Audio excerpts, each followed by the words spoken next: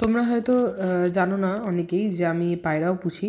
তো ১ বছর হয়ে গেছে আমি পায়রা পুষছি। এই বাড়িতে আসার পরেই আমি হাটে গিয়ে, আমাদের এখানে মঙ্গলবার আর শনিবার করে হাটে হয় সকাল দিকে। তো পায়রার হাটটা খুব ভালোই বসে। একদিন আমার ইচ্ছা আছে একটা হাটের ভিডিও নিয়ে তোমাদের কাছে আসবো। তো সেই পায়রার হাটে গিয়ে আমি কিন্তু পায়রা কিনি।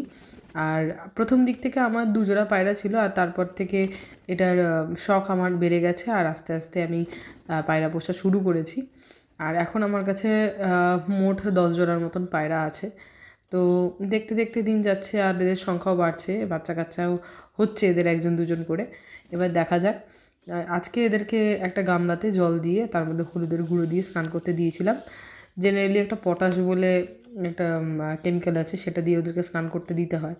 তো তাতে ওদের সমস্ত রকমের প্যারাসাইটগুলো মরে যায়। আর এখানে কিছু লফটের ভেতরে পায়রা আছে যারা ডিম বাচ্চা নিয়ে বসে আছে। আর লফটের বাইরে আমি এরকমভাবে মশারি দিয়ে ঘিরে দিয়েছি। তো দেখো তোমাদের